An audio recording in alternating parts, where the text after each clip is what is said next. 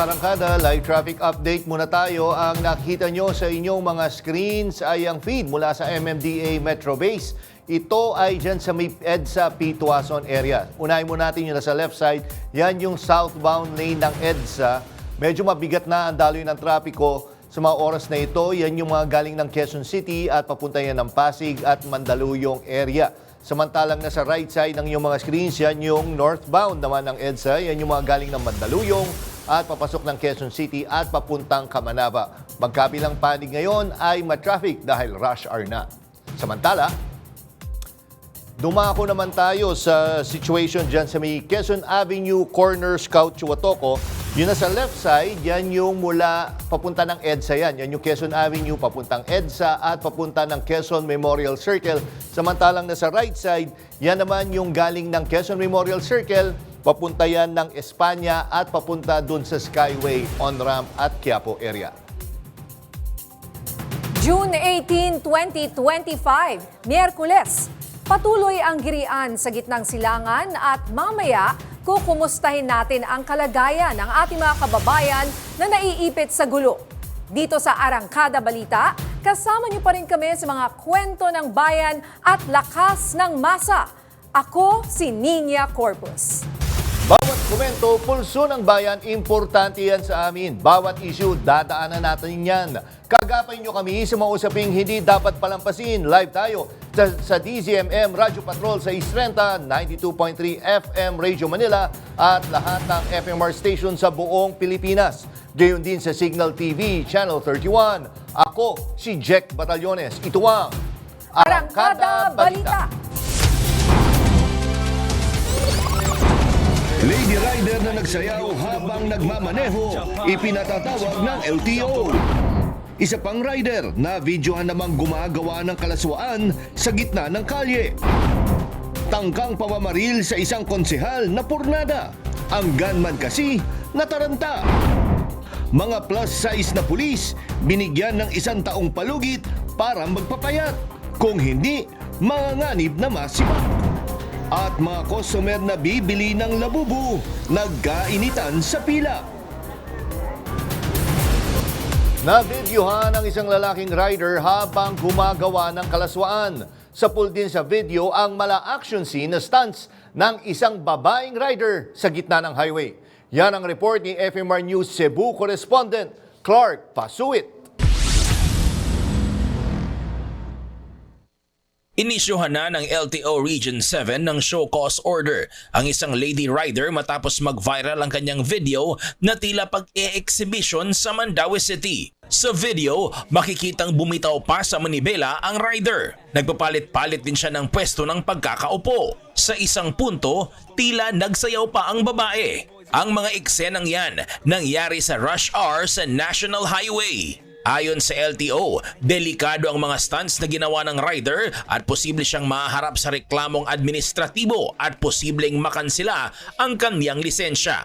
Sa kanyang Facebook account, humingi naman ng tawad ang rider. Hindi daw niya intensyon na makapandamay ng ibang riders. Nasanay na raw siya na ginagawa iyon sa probinsya at nakalimutan niyang nasa syudad siya. Nagsisisi rin siya sa kanyang ginawa.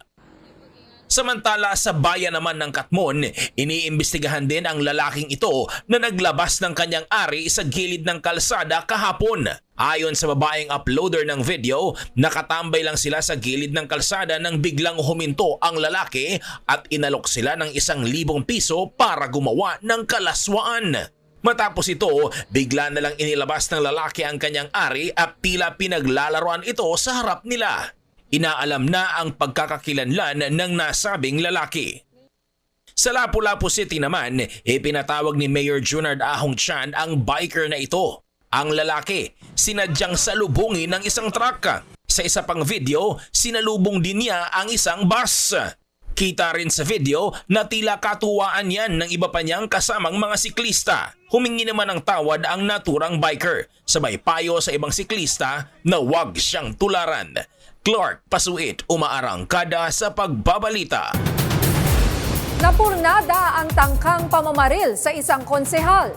Ang gunman kasi tila nataranta. May report si Ryan Paraboles. Kita sa kuwang ito ng CCTV ang pagdating ng riding in tandem sa Hagonoy, Davao del Sur. Bumaba ang backride at nilapitan ng konsehal na nooy nasa gilid ng sasakyan. Tinangka ng backride na barilin ng konsehal pero nakatakbo ito. Tila nataranta ang gunman kaya umalis na lang. Muntik pang mabangga ng tricycle ang sospek sa pagmamadaling tumakas. Iniimbestigahan pa ang pagkakakilanlan ng mga salarin at ang motibo sa likod ng tangkang pagpatay. Maingat na isinakay ng mga rescuer sa stretcher ang lalaking yan na binaril sa harap ng condominium. Bago ang pamamaril, nagpupumilit umano ang lalaki na pumasok sa kondo. Pero hinarang siya ng CQ dahil walang maipakitang ID. Ilang saglit pa, lumapit ang isa pang rider at malapitang binaril sa ulo ang biktima.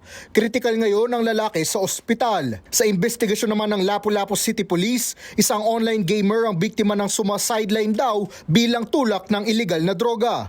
Posible raw na napansin ng biktima na may sumusunod sa kanya at magtatago sana sa kondo nang mangyari ang krimen.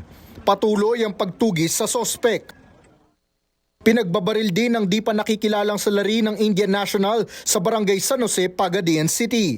Sugatan ng biktimang si Juni.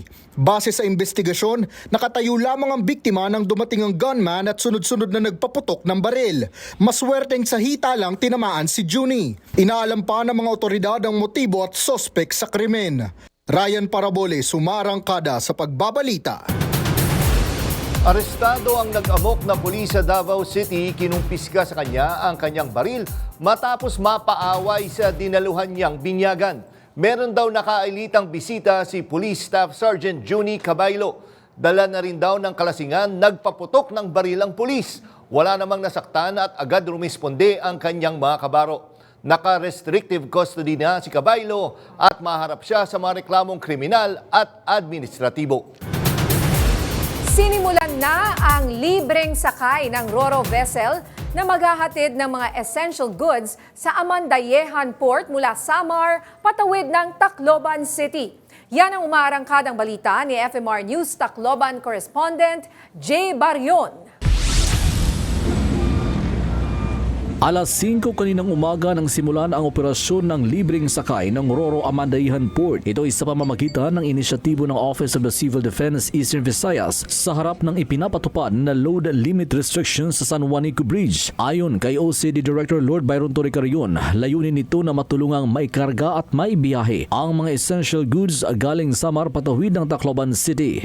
Yung Office of Civil Defense, magpuprovide po tayo ng Ro-Ro vessel na kakarga for free ng mga essential items katulad ng bigas, fuel, mga perishable goods. Ayon sa OCD, sa pamamagitan nito, may ibsan ang epekto sa ekonomiya ng rehiyon ng pagsasara ng San Juanico Bridge sa mabibigat na sasakyan. Isang Ro-Ro vessel na may 2 biyahe kada araw na muna ang papahintulutan ng OCD. Pero sakaling gawing 24 oras na ang operasyon, ay gagawin na itong 3 round trip. After siguro sa June 25, by July 1, 3 trip na tayo. So for now, 2 round trip, isa sa umaga, isa sa hapon. Ang libreng sakay ay para sa cargo trucks at delivery vehicles na opisyal na bibiyahe para sa essential goods. Bukas din ito sa humanitarian vehicles na magdadala ng relief goods at logistics support para sa disaster response. Papayagan din sa libreng sakay ang private sector, suppliers o traders na magdadala ng essential items basta inendorso ng lokal na pamahalaan ng Samar, Regional Interagency Coordinating Cell Task Force ng San Juanico.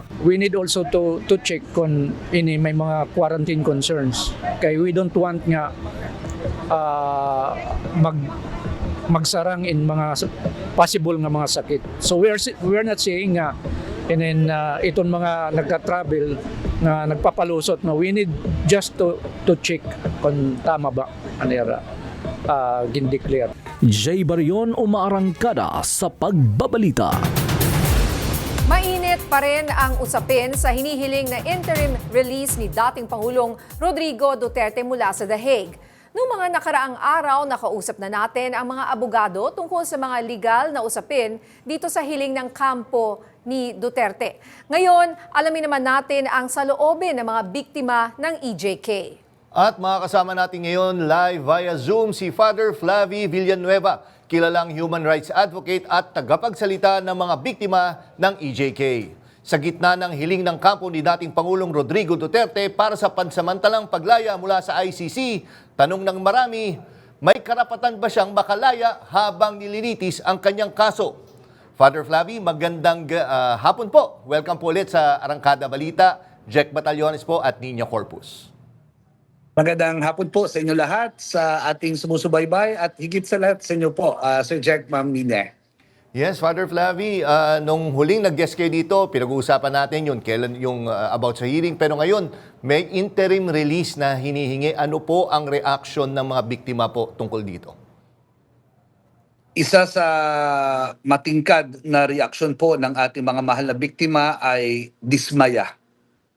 Dismaya po sila sapagkat karami-rami ng benepisyo, no, na ipinagkaloob, ibinigay, na itinatamasa ni Digong. Isa dito yung magandang kulungan, yung isa dito yung maayos na pagdala sa kanya, naka-aeroplano, naka-aircon, at yung sinasabi nilang due process, ito yung ibinibigay sa kanya rin. At ito ang mga mismong bagay na ipinagkait po sa mga biktima. Bagamat pwede natin sabihin na karapatan ng isang kahit sinong akusado ang mag-apila sa interim release, hindi po ito nagiging dahilan para sa mga biktima na magdiwang o matuwa sa request ng kampo ni Duterte. Okay, Father Flavie, sa tingin niyo po ba ay may batayan itong kahilingang ito sa ilalim ng patakaran ng ICC, lalo na't ang sinasabi po niya ay dahil sa kanyang mahinang kalusugan ang isa sa mga dahilan ng kahilingang ito? Personally po, o sa batayan ng ICC, of course, I think there are such provisions given and granted, but they will always have to go through the due process. And I'm most certain about it, the opposition, the office of the prosecutor, along with the victims, the thousands of victims, will oppose this request. Now, pangalawa, doon sa tanong po sa usaping may karamdaman, matagal na ho natin nadidinig na may karamdaman. At sa dami ng kasinungalingang kanyang ipinahayag, hindi ho ako makapaniwala kung totoo ba ito o dahilan lang para makalusot at makaligtas sa paglilitis po. Father Flavie, isa sa mga sinasabi nga doon sa mga kondisyon, ang sinasabi nila ay wala naman daw impluwensya na ang mga Duterte. Naniniwala ho ba kayo na wala na silang ganong kalakas na impluwensya dito sa ating bansa? Hindi po ako naniniwala, isang kasinungalingan para sa akin ang sabihin nila wala silang impluwensya. Ito nga po na ultimo sa Senado, ultimo mga senador ay nag-aabogado sa kanila. Kitang-kita po natin ito doon sa impeachment ng kanyang anak na si Sara. So malalim pa ho ang impluwensya ng mga Duterte at ito yung kinakailangan bantayan dahil sa kanilang pagpapakita ng kilos, pananalita at kaisipan at kasama na po ang ginawa sa nagdaang kasaysayan, hindi po sila nararapat para sa tungkuling gobyerno.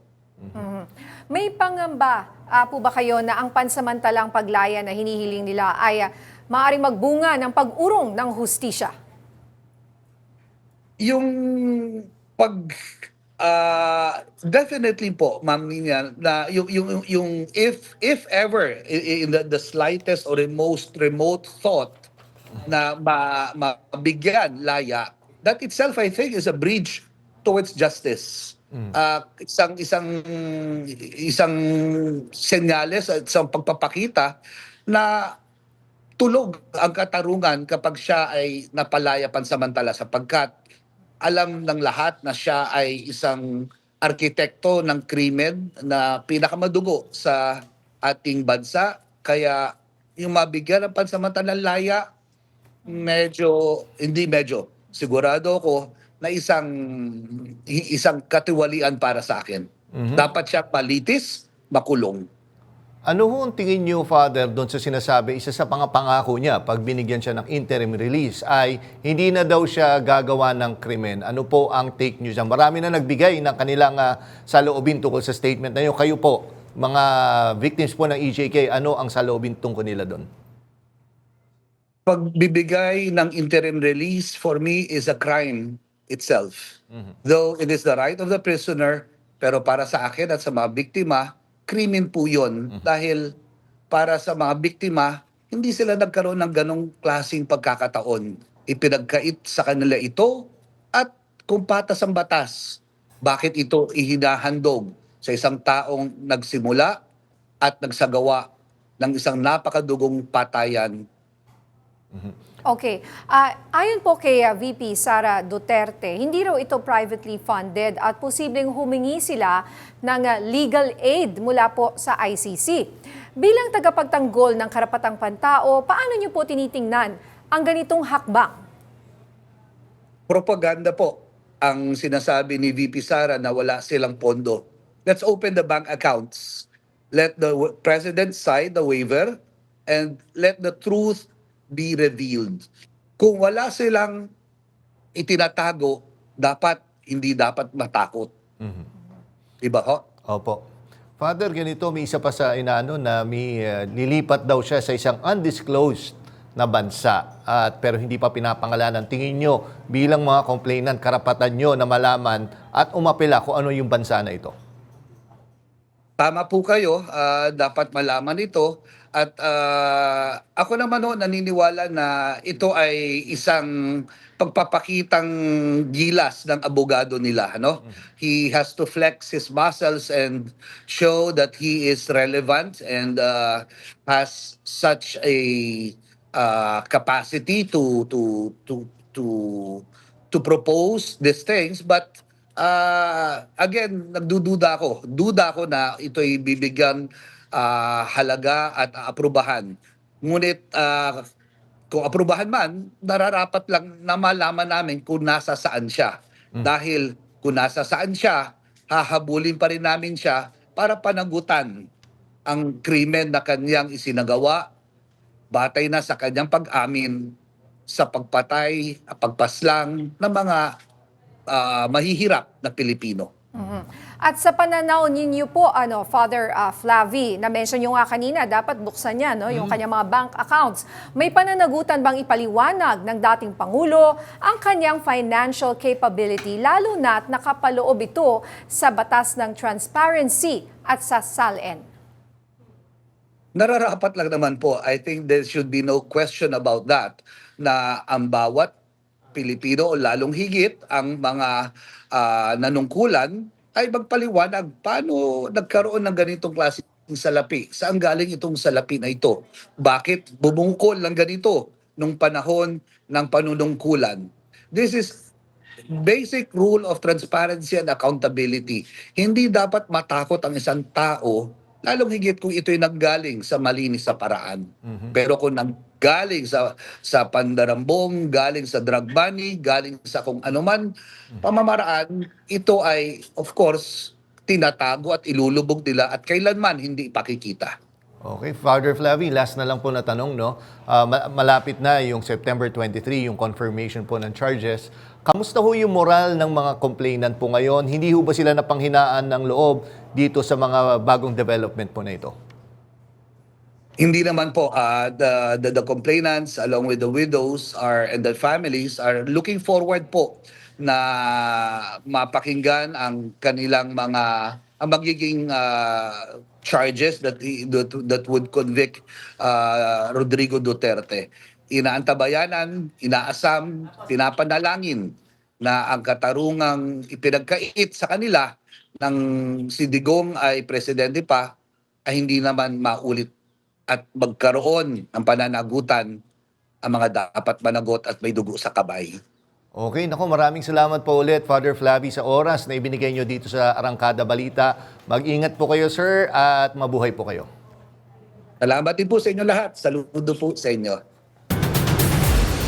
Samantala, naungkat sa investigasyon ng Local Water Utilities Administration sa Luzon ang mga reklamo sa maruming tubig. kung hindi raw amoy kalawang ang tubig, amoy isda at may buhangin pa. Nauna nang iniutos ni Pangulong Ferdinand Marcos Jr. ang imbestigasyon sa prime water na pag-aari ng pamilyang Villar. Narito ang report ni Cherubim Ganaden. Mula Santa Cruz, Laguna hanggang La Union, humahaba ang listahan ng reklamo laban sa prime water. Sa Santa Cruz, may buhangin sa gripo, mababa o walang pressure, lalo na tuwing umaga. Kinumpirma ito mismo ng LWUA inspection team. Nakakita sila ng grittiness sa tubig. Sa Quezon Province, partikular sa Lucena, Tayabas at Pagbilao, nag-uulat ang mga residente ng kayumangging tubig. Mabahong amoy at kakarampot na supply na umaabot lang ng kalahating oras sa isang araw. Sa Central Luzon, sa Mabalacat, Pampanga, kalawang ang lasa ng tubig. Sa Gapan, Nueva Ecija, may amoy isda sa gripo. Hindi lang sa amoy at lasa ang problema, pati sa mismong serbisyo. May matinding pagkukulang ang prime water ayon sa mga residente sa Northern Luzon. Sa ilang lugar sa La Union, wala talagang tumutulong tubig. Sa Urdaneta, Pangasinan, may tubig lang mula alas 10 ng gabi hanggang alas 5 ng umaga. Sa dami ng sumbong, aminado ang LWUA, overwhelmed na sila. Ayon kay LWUA Administrator Jose Salonga, may catch-up plan nang ipinasa ang prime water para tugunan ang mga problema. Pero sa briefing sa Malacanang noong June 13, tanong ni Salonga, kaya ba talaga ng prime water? O may mas mabilis na makakagawa ng solusyon? Batay sa datos, sumipa ang kontrata ng prime water mula 7 bago ang Duterte administration hanggang 75 pagsapit ng 2022. Karamihan dito ay 25 taong kontrata. Pinasok noong kalihim pa si Senator Mark Villar ng DPWH. Ngayong sinisilip na ng Malacanang, LWUA at maging ng Kongreso, may panawagan na rin ng pananagutan sa mga lokal na opisyal na pumayag sa mga kontratang ito. Cherubim Ganaden, umaarangkada sa pagbabalita. Tapos na ang konsultasyon ng Wage Board para sa hinihinging dagdag sahod ng mga manggagawa sa Metro Manila. Target ng Regional Tripartite Wages and Productivity Board na makapaglabas ng pasya bago ang July 16. Eksaktong isang taon mula nang ipatupad ang huling umento. Nagbabalik si Cherubim Ganaden. 555 pesos hanggang 855 pesos na dagdag sahod. Yan ang laman ng dalawang petisyon na isinumite ng mga labor group sa Wage Board para sa National Capital Region. Sa isinagawang konsultasyon sa Quezon City nitong Martes, iginiit ng mga manggagawa na dapat itaas sa 1,500 pesos ang minimum wage sa NCR. Isang halagang anila ay hindi suntok sa buwan, kundi base sa tunay na pangangailangan ng pamilya. Pero hindi lahat kumbinsido. Ilang employer groups ang umaasang magiging balanse ang magiging hatol ng Regional Tripartite Wages and Productivity Board, lalo't maraming small and medium enterprises ang hirap na ring bumangon sa taas ng gastusin. Inaasahang matapos ang July 16, eksaktong isang taon mula sa huling wage order, ay ilalabas na ng RTWPB ang pasya sa dagdag sahod. Patuloy tayong makikipaglaban para sa maayos at sapat na sahod para sa manggagawa at balancing batas para naman sa proteksyon din sa ating mga small, medium enterprises. Yun ang gusto ng Kamara. Hindi lang yung batas na maganda pakinggan sa publiko, pero isang balancing batas na makikinabang lahat ng stakeholders, ang ating manggagawa at ang ating mga employees at ang mga employers. Cherubim Ganaden, umaarangkada sa pagbabalita. Sa gitna ng tensyon sa pagitan ng Senado at Kamara sa impeachment laban kay Vice President Sara Duterte, lumitaw mula sa hanay ng prosekusyon ang boses ni Attorney Antonio Odibucoy, veteran litigator at ngayon tagapagsalita ng House Prosecution Panel. Sa kanyang unang public appearance, hindi siya nagpaligoy-ligoy sa pagpuna sa Senado. Yan ang report ni FMR News Senior Correspondent Willie Delgado Jr. Nahiya sila. Yan ang tahasang pahayag ni Attorney Antonio Odi Bukoy, ang bagong spokesperson ng House Impeachment Panel patungkol sa ginagawa umano ng Senado sa kaso ng impeachment laban kay Vice President Sara Duterte. Si Bukoy ay isang litigation lawyer na may 41 taong karanasan. Nagtapos sa UP College of Law noong 1984 at kasalukuyang managing partner ng Bukoy, Poblador and Associates. Kasapi din siya sa Free Legal Assistance Group o FLAG at Movement of Attorneys for Brotherhood, Integrity, and Nationalism. It's a bad president. It's a terrible president. Dahil hindi ito alinsunod sa saligang batas. Ang trabaho ng hukom ay litisin at desisyonan ayon sa ebidensya. Binatikos ni Bukoy ang desisyon ng Senado na ibalik o i-remand sa Kamara ang Articles of Impeachment, isang hakbang na aniya ay walang basihan sa saligang batas. Ayon kay Bukoy, ang impeachment ay hindi ordinaryong kaso. Wala hong salitang remand sa impeachment. Hindi ho angkop ang remand sa impeachment. Yung remand ay para sa ordinaryong kaso, sa ordinaryong hukuman, but never sa impeachment court. At walang konsepto ng remand sa ilalim ng proseso nito. Giit pa niya, kahit sui generis ang impeachment, hindi ibig sabihin ay pwedeng gawin ng Senado ang lahat ng gusto nito. Tinawag din ni Bukoy na out of bounds ang kilos ni Senator Ronald Bato de la Rosa matapos nitong sabihin na hindi raw niya mapagkakatiwalaan ang ebidensyang AI-generated na video laban kay Vice President Duterte. Ayon kay Bukoy, ang ganitong pahayag ay mas akma sa isang defense counsel, hindi sa isang hukom. Si Senator de la Rosa, umaaksyon na parang defense counsel. Ayon ho sa saligang batas, kapag nailatag ang articles of impeachment, dapat agad-agad mag-proceed sa trial. At dapat bigyan, iserve ng writ of summons ang impeached official. Para kay Bukoy, lalong nagiging malinaw na hindi prioridad ng Senado ang katotohanan. Ang kabagalan umano ng proseso ay isang uri ng suppression, hindi lang ng ebidensya, kundi ng pananagutan. Sa usaping patungkol sa proseso, walang higit na mahalaga kundi ang suyurin at hanapin ang katotohanan. Willie Delgado Jr. umaarangkada sa pagbabalita. Tinanggihan ng pamahalaan ng Netherlands ang asylum request ni dating presidential spokesperson Harry Roque ayon kay Justice Secretary Jesus Crispin Remulla. Ito ay sa gitna ng kinakaharap ng kasong qualified human trafficking kaugnay sa operasyon ng Lucky South 99 Pogo Scam Hub sa Porac, Pampanga. Ayon kay Remulla, nasa Germany ngayon si Roque, ngunit maaring ipa-extradite sa tamang panahon. Kapag nakansela ang kanyang pasaporte, magiging undocumented alien si Roque at maaring hulihin na ng Interpol. Sa aming pagbabalik, mga isyong pambansa, diretsang sasagutin ni House of Representatives spokesperson Attorney Princess Abante sa isang usapang no filter. Marami pang maiinit na balita sa pagbabalik ng Arangkada Balita.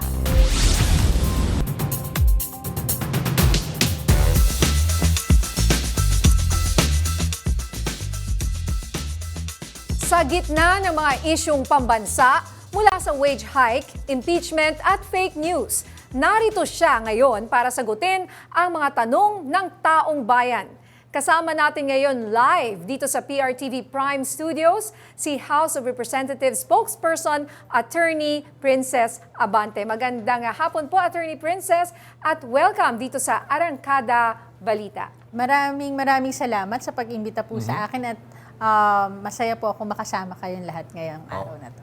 Yes, in person. Oo kasi, nga, finally, no, laging busy si attorney, lagi namin hinihingi, pwede kailan ang daming meeting. I'm sure, oo. Busy.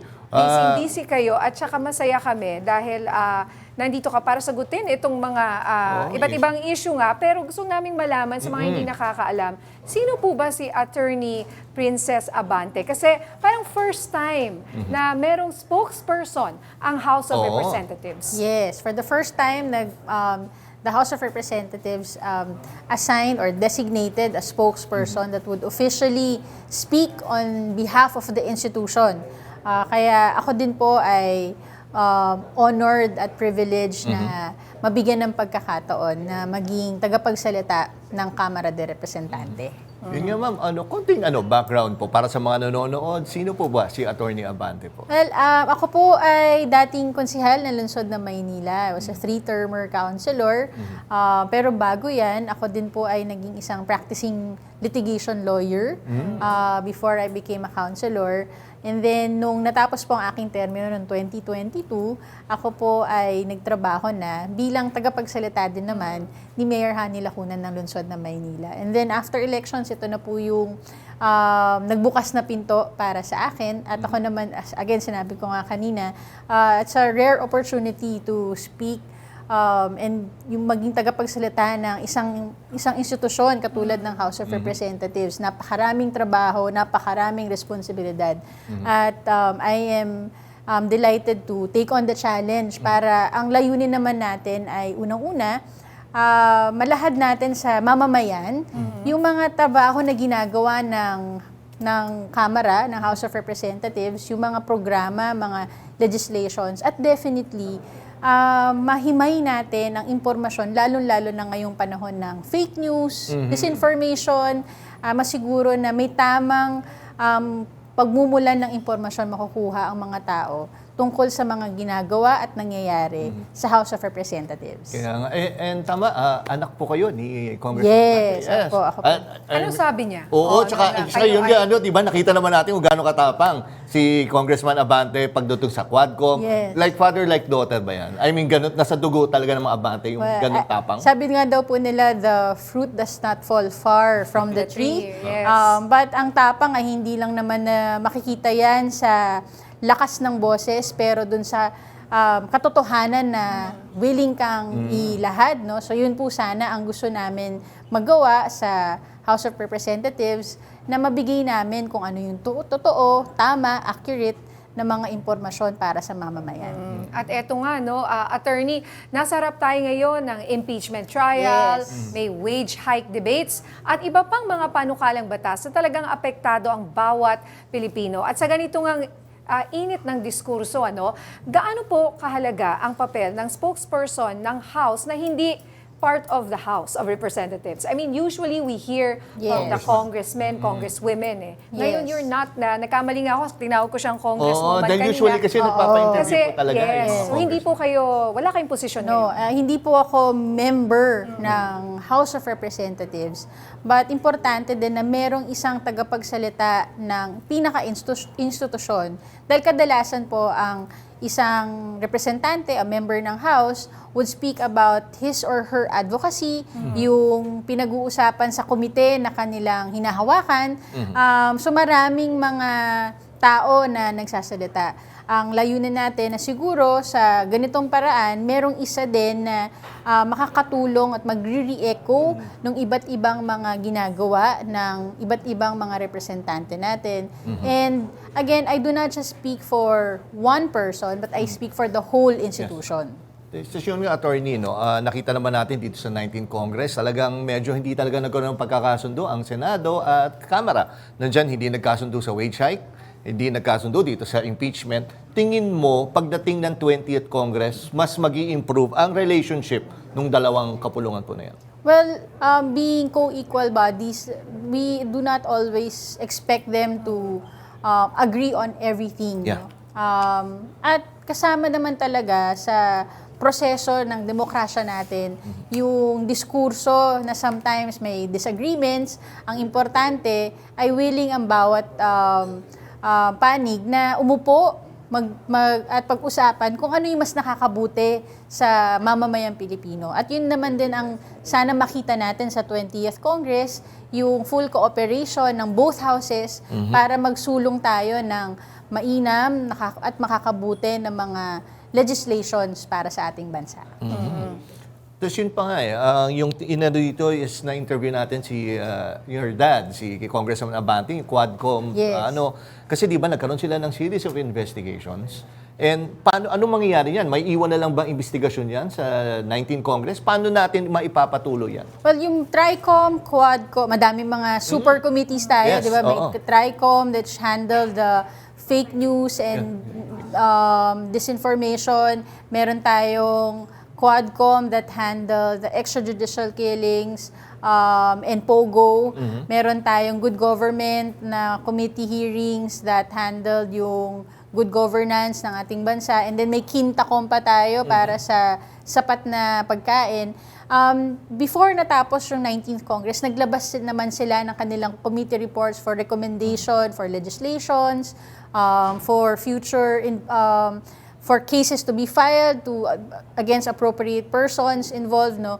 Pero nakikita natin na malawak pa yung problema na kailangan natin tahakin at imbestigahan. So we are looking forward na baka po sa 20th Congress, ang ating mga miyembro ng House of Representatives ay gustong ituloy ang nasimulan ng TRICOM at Quadcom para mas makita pa natin ano ba yung mga tamang solusyon na kailangan ng ating bansa para ma-address yung mga problema na kinaharap natin ngayon. Na-mention niyo yung disinformation, Yes. fake news, at ito nga mga nakaraang araw, no? Attorney, mainit na naman ang usapin nga dito, lalo na sa paggamit ng AI-generated content. Ano po ang paninindigan ng House leadership pagdating sa papel ng mga public official sa pag-share ng mga impormasyon online? Alam mo, bilang public official po, napakalaki ng responsibilidad natin na dapat ang ating sinusulong ay katotohanan at tama. Lalo-lalo na ngayon sa panahon ng artificial intelligence, nakikita natin na ang artificial intelligence kasi yung akala mo totoo, pero hindi talaga. Mukha siyang totoong tao, totoong mensahe, pero hindi talaga siya totoo, gawa-gawa siya. Madaming magandang gamit ang AI. Nakikita natin yan on research, on other matters. Pero pag nagagamit siya sa panlilinlang, ito ay dapat tinatayuan natin at paninindigan natin na dapat doon tayo sa katotohanan. At bilang public officials, may responsibilidad ng public official, lalong-lalo na tayo ang tinitignan ng mamamayan. As an example, dapat sa atin manggaling, hindi dapat tayo ang nangunguna sa paggamit ng mga fake information at AI-generated contents para manlinlang ng tao. Yun nga, attorney, kami bilang journalist, number one na kaaway natin talaga is yung mga fake news. And I'm sure bilang spokesperson, whether sa House or sa PIO ng isang LGU, gaano ka-frustrating sa inyo yung mag-correct ng mga fake news na yan? Napakadali kasi na kumalat ang maling information. Ang problema, sabi nga nila, 'di ba, ang isang kasinungalingan pag ilang beses mong paulit-ulit sasabihin, nagiging katotohanan. Ang ugali ng Pilipino pag may paninirang nakikita, lalo na sa social media, hayaan na lang natin, alam naman natin kung anong totoo. Well, apparently, hindi alam ng lahat ng tao ngayon kung ano na ang totoo dahil ang dami ng mga deepfakes, artificial intelligence, iba't ibang mga supposed authorities na nagsasabi kung ano daw ang totoo. I think responsibilidad ng ating mga journalist, ng ating mga tagapagsalita, at pinaka-importante, ang mga halal na opisyales ng gobyerno na sila ang magtataguyod, sila ang magsusulong ng katotohanan para maitama natin yung mga mali, hindi akma, lalong-lalo na yung mga peking impormasyon na lumalaganap sa atin ngayon. Sa tingin niyo po ba dapat magkaroon ng pananagutan yung mga mismong opisyal na sila mismo ang nagpapakalat ng mga fake news na ito? Ang regular na tao may pananagutan pag nagpakalat ka ng maling impormasyon. Lalong-lalo na kung ang impormasyon na to ay paninirang puri, maling impormasyon na nakakasira ng dignidad ng tao. Dapat talaga, lalong-lalo na yung responsibilidad ng isang public official, mas mabigat yun kung sila ang nagpapalaganap ng mga fake information at ng disinformation at fake news para sa tao. Tapos yun nga, attorney, I don't know, I'm sure napanood mo yung mga debate ng inyong dads, doon sa mga vloggers. Yes. Minsan kasi yung fake news partner, di ba, dinidisguise as opinion daw nila at nag-encroach daw doon sa freedom of speech nila. Paano ba natin maano ang fake news sa freedom of speech? Well, ang kagandahan po sa mga journalists, you practice a certain level of professional ethics to ensure na yung information na nilalahad nyo ay based sa may basis on facts, may basis on law. Opinions ay maaring may lugar sa diskurso, pero hindi dapat siya ginagamit bilang katotohanan. Yes. So, dapat dapat importante din na ma-establish natin na yung professional ethics na ginagamit ng ating mga journalists ay dapat maging responsibilidad din ng mga influencers, vloggers, digital creators, dahil hindi lang naman sila pinapanood ng mga taong bayan, sila ay pinaniniwalaan. So, pero dapat manggaling yan hindi lang yung ako personally, sir, naniniwala ako, hindi yan dapat kailangan i-legislate pa. Dapat incumbent na dun sa tao na nagpo-propagate ng information na ginagamit niya to sa tama at kinukuha niya ang information ayon sa tamang basis, sa tamang sources, at tamang basis na pwede natin makita at ma-validate. Alright. Nako, Attorney Princess, siguro bilang panghuli, no, ano po ang mensahe ninyo sa publiko ngayon, sa gitna ng mga kontrobersya? May mga duda kung kanino ba dapat tayo makikinig? Dapat makinig tayo sa mga tao na naninindigan sa katotohanan. Makakaasa po kayo na ang House of Representatives sa pangunguna ni Speaker Martin Romualdez ay nagtatrabaho para sa ating mga Pilipino, para sa katotohanan, sa tama at sa mga pangangailangan ng ating mamamayan. Alright, maraming salamat po, Attorney Princess Abante, ang spokesperson ng House of Representatives. Thank you. Thank you po. Salamat po, Attorney. Dumalo si House Speaker Martin Romualdez sa burol ni Director Mauricio Mori Pulhin, ang opisyal ng mababang kapulungan na pinaslang sa birthday party ng kanyang anak. Sa harap ng pamilya ng biktima, tiniyak ng Speaker ang buong suporta ng Kamara sa paghahanap ng hustisya. Narito ang detalye mula kay Cherubim Ganaden. Si Mori Pulhin ay Chief of Technical Staff ng House Committee on Ways and Means, isang tahimik at masipag na kawani, ayon mismo kay Speaker Romualdez. Ayon sa QCPD, isang special investigation team na ang binuo para tutukan ng kaso. Sinusuri na ang CCTV footage, forensic evidence at testimonya ng mga saksi. Tiniyak ng Speaker na hindi titigil ang Kongreso hanggat hindi naaabot ang hustisya. Kasama sa investigasyon ang pagbusisi sa lahat ng posibleng motibo, personal man o may kaugnayan sa trabaho. Hinimok din ni Speaker Romualdez ang publiko na makipagtulungan sa investigasyon. Dagdag pa ni Speaker Romualdez, hindi ito matawag na isa na namang kaso. Ang pagpatay kay Mori Pulhin ay hindi lang krimen laban sa pamilya niya, kundi sa mismong institusyong kanyang pinagsilbihan. Patuloy ang investigasyon ng QCPD habang naghihintay ang bayan ng hustisya. Cherubim Ganaden, umaarangkada sa pagbabalita. Sa aming pagbabalik, presyo ng petrolyo, pinangangambahang lalo pang sisipa dahil sa patuloy na tensyon sa gitnang silangan. Marami pang mainit na balita sa pagbabalik ng Arangkada Balita.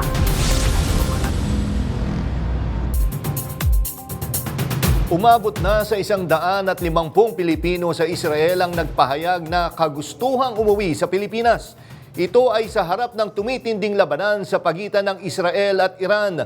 Gayunpaman, sinabi ni OWA Administrator Patricia Kaunan na kailangan pang ayusin ang papeles ng ilang OFW. Dagdag pa ni Kaunan, nakalatag na ang planong repatriation ng mga Pilipino sa Israel. Tiniyak din niya na bibigyan ng tulong ang mga uuwing Pilipino para makapagsimula silang muli sa bansa. Para bigyan tayo ng update sa kalagayan ng ating mga kababayan sa Israel at ang nakalatag na repatriation plan para sa kanila ng gobyerno, kasama natin ngayon via Zoom si Assistant Secretary Robert Ferrer ng Department of Foreign Affairs. Asek Ferrer, magandang gabi po sa inyo at welcome sa Arangkada Balita. Good evening, Nina. Okay. To you and your listeners. Okay, Asek, unang tanong po, ano po ang latest na impormasyon sa bilang ng mga Pilipino sa Israel na gustong umuwi sa Pilipinas at posible po bang madagdagan pa ito? Since October 7 Hamas attacks, that was in 2023, there have been regular repatriations po. Kasama po yung mga nawalan ng trabaho dahil na-bankrupt po yung hotel nila na pinapasukan. Nawalan ng business po yung may-ari ng business. And just before this June 13 Israeli attack on Iran, there was a group of 60. But this was not related to the ongoing emergency, but it is a regular repatriation po administered by DMW and OWA and facilitated by our embassy in Israel. Since October 7 until June 12, there have been 1,300 repatriations. So, but as a result of this recent crisis po, yung mismong itong crisis na ito, there has been 150 requests. And yung first batch po ay binibilang naming 26. Asik, nakikita nyo ba na anytime baka maging mandatory yung repatriation dyan? Or hindi naman po? Depende pa rin sa mga susunod na araw po? Well, that will be the decision of the Secretary of Foreign Affairs in consultation with our ambassadors on the ground. For Israel, it is Eileen Mendiola. For Iran, it is Robert Manalo. And the recommendation to raise alert levels ay manggagaling po sa DFA, but the President will be the one who will decide. Yung current alert level ngayon in Israel is alert level 2, which is no new deployments of new workers. In Iran, it is also alert level 2, but as you can see what's been going on, we have to be responsive and we have to be able to maximize yung support and facilitation sa mga kababayan po natin kung ano po yung nais nila. Alright. Ano po ang ayuda or reintegration support na ibibigay sa mga uuwi po, lalo na't karamihan po sa kanila ay nawalan ng trabaho o kailangang magsimula muli? May package po ang DMW at OWA. So I think it would be better if you would ask OWA Administrator Patricia Kaunan, former USEC of DMW, or si Sec Hans Kakdak mismo kasi they would know the exact amount po. But let me assure the listeners that there is a complete package prepared by the Philippine government sa mga na-displaced na workers to tide them over, to help them establish new businesses here in the Philippines. Sek, ano nakikita niyo mga tungkol pa rin sa repatriation? Ano yung nakikita natin challenges? Kasi sinasabi parang may problema ba sa airport or sa airstrip dun sa lugar na yan? Ports and airports in Israel are closed. So that's as of yesterday. But the crossing to Jordan is open through the Allenby Bridge only on Sundays from 8 a.m. to 2 p.m. unless nagbago po yung schedule. Filipinos who have Schengen or US visas that are active can cross during that window. So yun po, and then we're waiting for the airports and ports to reopen. And if you've seen some of the other interviews by my DFA colleagues, including USEC Ed De Vega, may contingency plan naman po. So may exit strategy po yung mga kababayan natin if they wish to leave Israel. But I think if your pulse is close to the ground, most of them want to stay in Israel to continue earning. Meron po ba tayong balita or update doon sa mga sinasabing opisyal ng gobyerno na hindi raw makauwi galing po sa Israel? Sino-sino po ang mga opisyal na ito? Oh, you're getting breaking news because they just crossed a few hours ago through Jordan with the help of the Israeli government and facilitated by our embassy on the ground. So they crossed successfully itong grupo po ng mga officials from various provinces and party list representatives from Congress. So salamat sa Panginoon for that. Yes, magandang balita yun. Ano pong mga, can you name, yung mga sino po ito, anong lugar sila galing na opisyal at ilan po sila? They were hosted by the Israeli government for a seminar, I think, or a training event. Ano po sila? They're only, I think, let me check. I might give you the wrong number. I think 14 or 15. Okay. So, iba-iba po yung provinces nila. So, may taga Cotabato, may taga Samar, Okay. may taga Leyte, and as I said, a few members of Congress na party list representatives. Okay, Asek, yung bukod doon, which is, well, good news yun, no? Nalaman na natin na nakatawid. Pero parang may nabalita, may nabasa ako, may dalawa ho ba na nasa ospital na kababayan natin, na OFW po? Kamusta na ho sila? Yes. One, I think, is out of danger.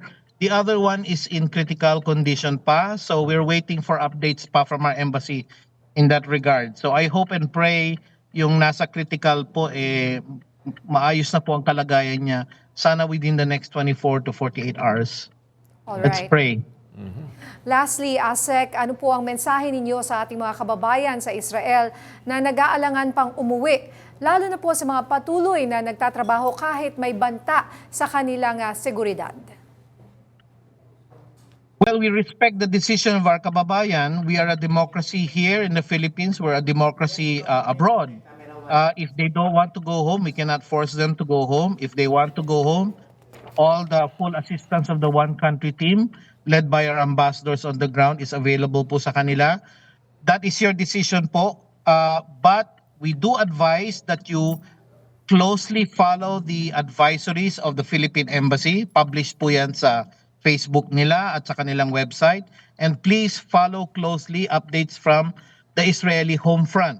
Yung Home Front po, that's the one that operates the app that warns our kababayan kung may incoming missiles po or drone attacks. And always pay close attention to their surroundings. Never be far from a bomb shelter. Stay in that bomb shelter until it's all clear. I've been in Israel also, and a few minutes lang yung binibigay po sa bawat isang tao dyan kung may emergency. So you really have to be close to a bomb shelter. Huwag munang pumunta sa mga lugar na maaring tamaan po ng missile mula sa kabila, such as, alam nyo na, installations po ng Israeli Army, yung mga bases ng Israel. So just use your common sense and then always be connected with the embassy. Okay, naku, maraming salamat po sa oras na binigay nyo dito sa Arangkada Balita, Asek Ferrer, and mabuhay po kayo at mag-ingat, sir. Mabuhay din po kayo. Thank you so much. Hindi pa man nagsisimula ang pasukan, sunog na ang bumungad sa San Francisco High School sa Quezon City, no? Nung isang araw yan. Pero mabilis ang tugon mula sa gobyerno, DepEd at pribadong sektor para masigurong tuloy pa rin ang klase at ligtas ang mga estudyante at guro. May report si Kat Kahuko. Mismong si Pangulong Ferdinand Marcos Jr. ang bumisita sa San Francisco High School sa Quezon City ngayong Miyerkules, 3 araw matapos masunog ang Dao Building ng paaralan. Tinupok ng apoy ang 10 silid-aralan at libo-libong gamit pang eskwela. Halagang aabot sa 3 milyon ang pinsala. Pero sa kabila nito, tiniyak ng Pangulo na tuloy ang klase. Ang mga school building natin, mga school facilities natin, medyo luma na rin. Yung sa electrical, kinakargahan na natin ng computer, ng bagong fan, yung iba aircon, kaya talagang overloaded na, kaya nagkakaganto.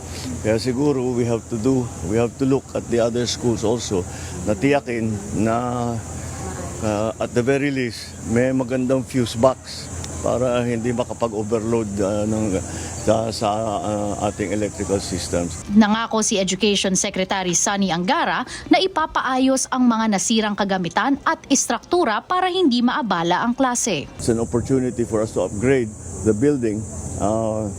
It's unfortunate that it had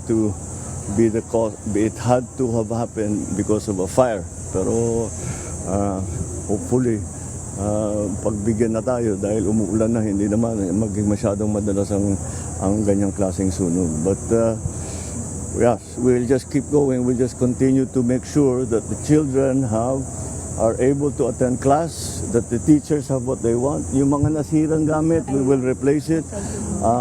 School supplies, not only of the children, but also the teachers. Yung mga gamit ng mga teacher. Nakita pa namin yung nandun na debris na sunog. So we'll have to replace that, otherwise the teachers cannot do their job.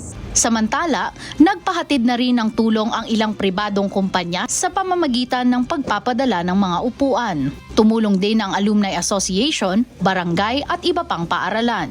Naglabas rin ng 100,000 cash aid ang Schools Division Office ng Quezon City. Inilipat muna ang apektadong 720 junior high school students sa DepEd Building A, kung saan pansamantalang gagamitin ang 12 bakanting silid.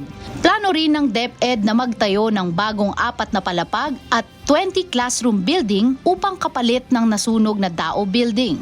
Kat Kahukom, umaarangkada sa pagbabalita.